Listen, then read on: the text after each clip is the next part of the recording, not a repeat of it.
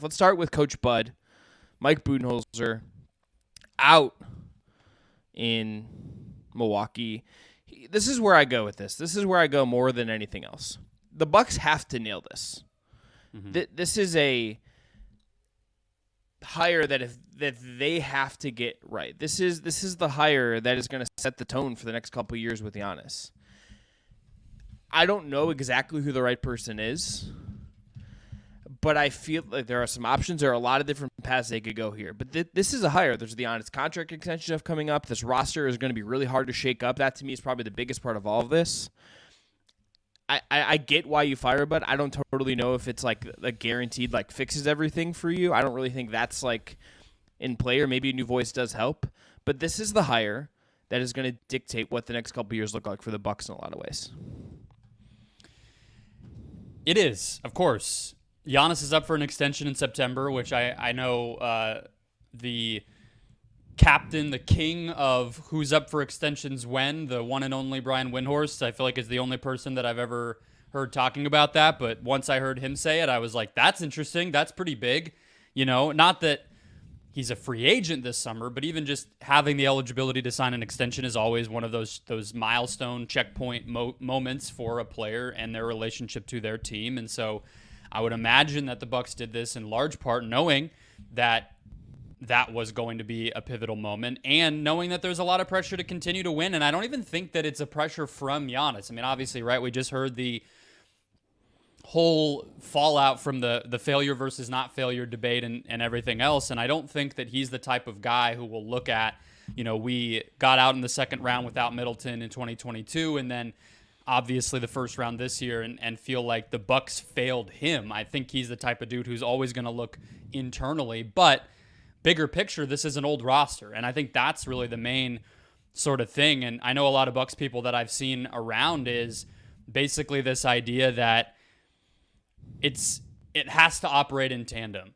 Whatever they choose to do with Bud is going, or replacing Bud is going to have a large role to play in what they do with the roster, and finding ideally a coach who can maybe do more with less here, I think is going to be pretty important too, because they don't have a lot of means to continue to upgrade, right? And so that all leaves you with, I think the fundamental question here, Chris, is basically who are the coaches that make sense? And then, and more specifically, there's always this debate, and I wonder where you fall on it, of when you have, and this is always the question with LeBron teams, because his coaches tend to get fired a lot. Do you have to bring someone in with pedigree, right? Do you have to bring someone in who's won a championship or been around a lot? Or do you try to find the great up-and-comer? Do you try to go with somebody who's actually more likely to maximize what it is that the players are doing on the court? Or do you try to go towards somebody who is going to get along well with Giannis, demand the respect of the locker room, and get through to and connect with this veteran group? I have my thoughts, but that's a pretty basic question. I think that's going to illustrate kind of where Milwaukee wants to go here, because we haven't seen them hire a coach for 5 years. We don't really know how they feel. I think the way to start with that question is to run through the names. You have Charles Lee, who's an in-house assistant, who's a finalist for the Pistons job. If you're going to bet on continuity and someone Giannis knows and John Horst knows and understands this roster, you could go to Charles Lee. I think Frank Vogel should be on this list. This is a guy that won a title. I think is one of the most sound, technical, proven winning coaches we have in the NBA. I think he would make a ton of sense if you want that steady hand. Doesn't seem to have like the pedigree of like the biggest coaches, but is a really, really good coach who just won a title in LA. And then you have like Nick Nurse. And I don't know if this is the right fit for Nick Nurse, personality-wise. I don't know if that's the way I'm going if I'm Milwaukee. But I think those are kind of emblematic of the three ways you could go here. You have the in-house up-and-comer. You have the real tactician guy kind of in Nurse, at least defensively, who has a very strong persona. And then you have Frank Vogel, who is definitely different from Bud, but feels kind of like an evolution of Bud. A guy who knows what he's doing, is really competent, and you know exactly what you're getting out of him. Where I would go, Brendon, is I think Vogel would make a ton of sense. I think if you're looking at – I don't think Nurse makes sense for this. what he wanted to do in Toronto does not like apply one-to-one to me of what exists in Milwaukee. And like, I don't really like this roster is so old that I don't know if a coach who has loved to play his guys like these insane minute totals makes a ton of sense. I just don't think it does. Maybe he could adjust. Maybe a new, it could make some sense there. But I don't like love this fit. That fit between like what Milwaukee is and what Nick Nurse is. I think Charles Lee, if you really want to bet, I can't speak to like the assistants when we're talking about this is like to me is always very hard because like you read press clippings, I really miss that Kevin Arnovitz column before he went into screenwriting where he kind of ran down the list of assistants. That was always such a useful piece of journalism to me in understanding who the big names were. But it seems like he's very well thought of. Also, Darvin Ham was in that case last year, and I don't know if there is a transition. Like Darvin Ham has had a transition in adjusting to being a head coach with the Lakers. Like it could be a lot to ask of Charles Lee to just step into that and nail it right off the bat with so much pressure on the line. That is where I go to Vogel. The principles are sound. He's won. He knows what he's doing. Maybe I don't know what that looks like for your assistants. I don't know what Giannis wants as well. That probably should factor into this and could factor into this, I'm sure. Maybe there's someone we're not thinking of here. Does Becky, do they like go reach out to Becky Hammond and try to lure her away from the Aces? I doubt that's going to happen. Does like Doc Rivers get fired in Philly and they go the Doc route for whatever reason? Like, does D'Antoni throw his name into the mix or something here? Like, I think there are different ways this could go. But to me, when I think about the names, about who we actually understand, Vogel to me just would make a lot of sense based on a pedigree standpoint and based on just like this feels like a fair way to handle like we need to maximize right now with someone who actually is going to be we don't have any doubts are going to be able to handle what's kind of coming in front of them. Yeah, it's really a matter of floor versus ceiling, I think, with some of this, right? Where I think that the opportunities that you get when you go for somebody who maybe is a little bit more adventurous and creative from an X's and O's standpoint, is going to try different things, is going to put different lineups out there, is going to reinvent the wheel a little bit with how the team plays. That's obviously a higher ceiling because you're talking about a team that's been very good, but maybe can get to great, or can get the most out of the role players in a way that they didn't before and some of these things. But it's a low floor because there's a very strong chance that even somebody like Charles Lee for the Bucks, right, to be more specific about this exact ownership or this exact coaching staff, there's a chance that they just don't demand or get the respect from the star players and it really blows up, right? Like, I think in Phoenix, I had this experience with Igor Kokoshkov, right? He was the right-hand man to Quinn Snyder for a long time, got hired. It was a bunch of hullabaloo because he was the first non-European-born head coach in the NBA, and he was a really smart tactician. He had coached Luka, then they didn't draft him. Different story for a different day. And then all of a sudden, it's like he just cannot get through to this locker room. And that wasn't even a star locker room. That was a bunch of kids, and he couldn't even, really get them to be aligned. So that's kind of what you're talking about. But I'm always going to lean toward the assistants, personally. I'm always going to lean toward who's the next really smart person in the league. And you just have to trust that your interview process gets a good enough understanding of what they're going to be able to bring as leaders. Because that's hard to measure anyway. You're always taking a little bit of a coin toss, right? But I just look at what Milwaukee is, and I don't feel like Frank Vogel offensively. I don't know what is he going to do for that team that hasn't already been done.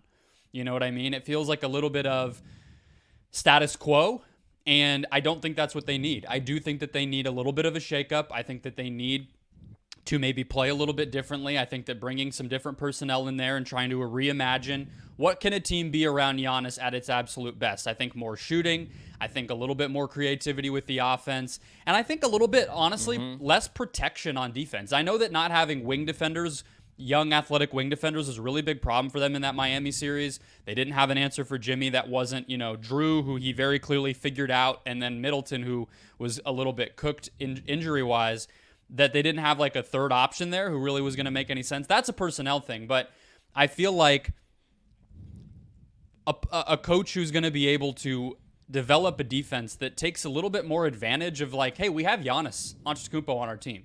You know what I mean? Like, that should mean something. We shouldn't have to have size at every position all the time and kind of this very carefully protected type of thing. If Giannis is a superstar, which he is, then why are we kind of insulating him so much with the lineups and the way we play. That's kind of how I feel. I think as these teams age, as these like great teams age, you kind of have to get to that next level of like the superstar has to do more.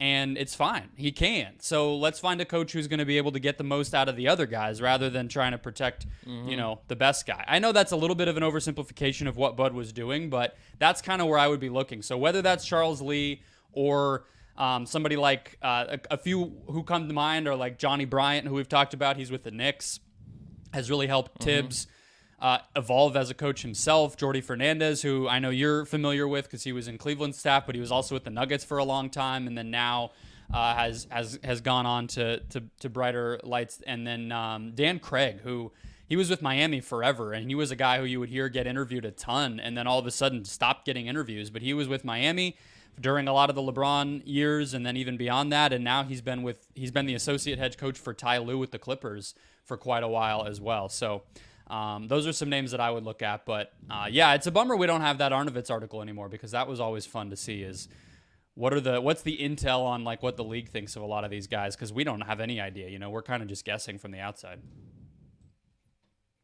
Yeah, hopefully, I assume Arnovitz, because he's a screenwriter now, is like striking with the WGA. So solidarity with the writers on strike here from the Just Basketball show. That's where I go with that. But I really wonder what Giannis thinks and what is going through his head right now. And I think really the biggest thing here, Brendon, to me, and I think you hit this as well, is I really just think this roster is just going to be tricky.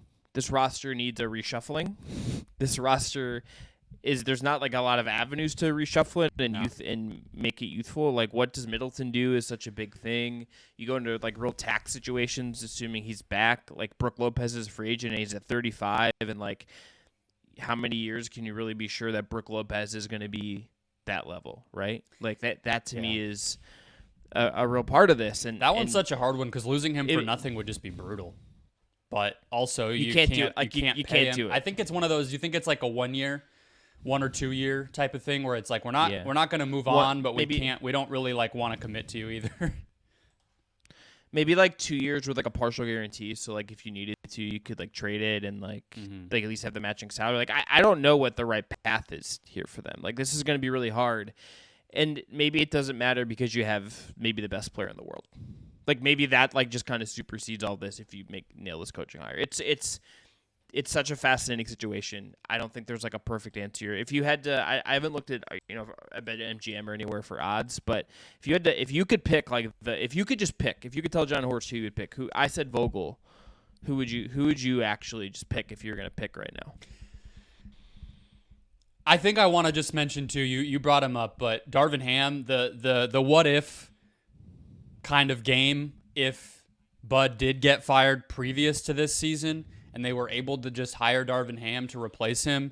Not only we know that Giannis had a really deep connection with him from all the reporting that's out there, but also the fact that then he doesn't go to the Lakers, and then who do the Lakers hire? And then they've had some success with their coaching change, and he's gotten Anthony Davis to buy in as a center and all this different stuff. You feel like he would have been a really good answer here, and that sucks. But yes, I would probably go Johnny Bryant.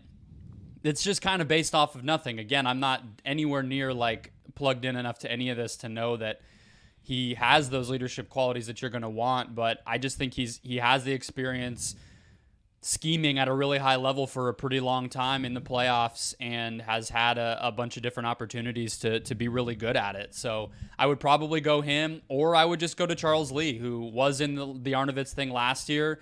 It says here, colleagues marvel at his ability to relate to everyone, tactical intelligence. He was a trader on Wall Street prior to being an NBA coach, which is insane. If he had played a minute in the NBA or had any connection to the NBA outside of being a coach, he would have already gotten hired, and it's sort of just an experience thing. But if I'm the Bucks, I'm not making the Darvin Ham mistake twice, and that would be my kind of number two.